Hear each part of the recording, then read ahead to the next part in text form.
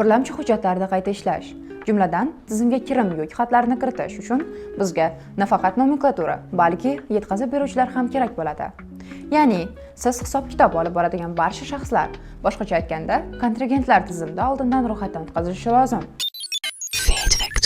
Tizimga yetkazib beruvchini kiritish uchun tovarlar va omborlar bo'limidagi yetkazib beruvchilar yoki kontragentlar bandini tanlang.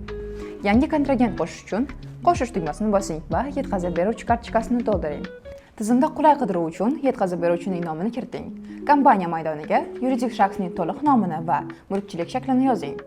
Zarurat bo'lsa, manzil va aloqa ma'lumotlarini, telefon raqam hamda elektron pochta manzilini kiriting. Yuridik shaxs yorlig'ida asosiy rekvizitlarni, shuningdek, bank rekvizitlari, yuridik va faksik manzillarni to'ldiring. So'ng yetkazib beruvchini saqlang.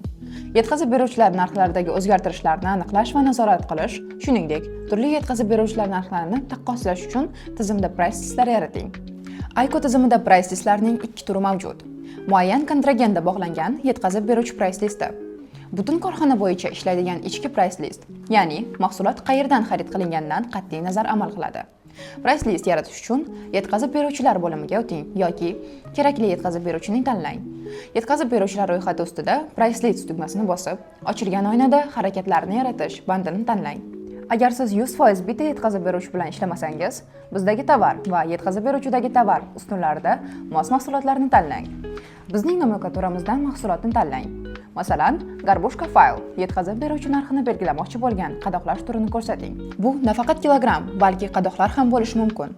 Qadoqlash turini yaratish uchun mahsulot kartochkasini ochib, o'lchov birliklari va qadoqlash yorlig'iga yangi qadoq qo'shing. Masalan, vakuum qadoq 500 gramm. Asosiy o'lchov birligida miqdorni ko'rsatishni unutmang. 0,5 kilogramm. O'zgartirishlarni saqlaganingizdan so'ng, price listga garbusha fayl uchun kilogramm va 500 grammlik qadoq mavjud bo'ladi. Yetkazib beruvchi bilan kelishilgan narxni kiriting va ruxsat etilgan og'ish foizini belgilang. Masalan, 1 kilogramm 500 so'm. Ruxsat etilgan og'ish 5%, ya'ni 25 so'm. Narx og'ishida harakat. Maydonida xarid narxlarini qanday nazorat qilishingizni belgilang. Ogohlantirish. Agar narx belgilangan chegaradan oshsa, kirim hujjatdagi pozitsiyalar ajratib ko'rsatiladi. Taqiqlash. Bunday narx bilan kirim hujjatini yetkazish mumkin bo'lmaydi. Tizimda maxsus huquq ham mavjud bo'lib, u bosh buxgalteriyaga belgilangan cheklovlarni inobatga olmasdan hujjatlarni o'tkazishga ruxsat beradi. Bu huquq, kirish huquqlari price listdan og'ish bilan nakladnoylarni o'tkazish bandida joylashgan.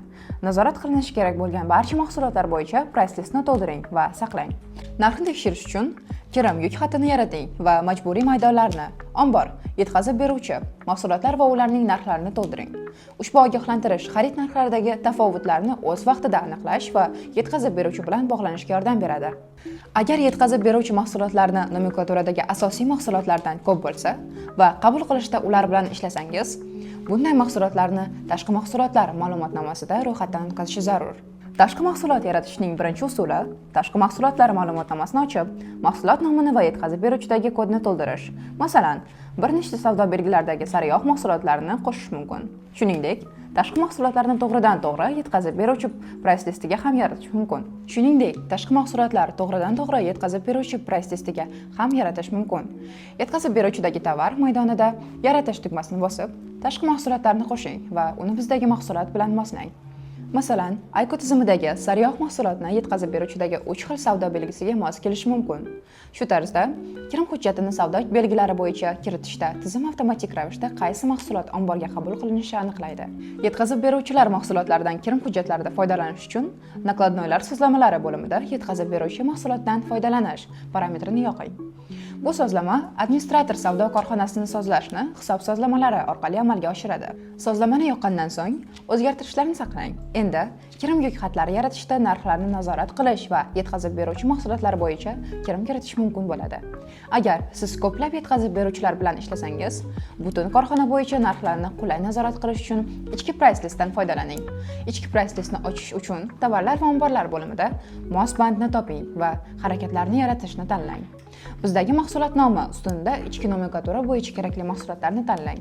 Zarur bo'lsa, qadoqlash narxi va ruxsat etilgan o'qishlarni belgilang. Narx og'ishida bajariladigan amalni tanlang. Masalan, ogohlantirish va price listni saqlang.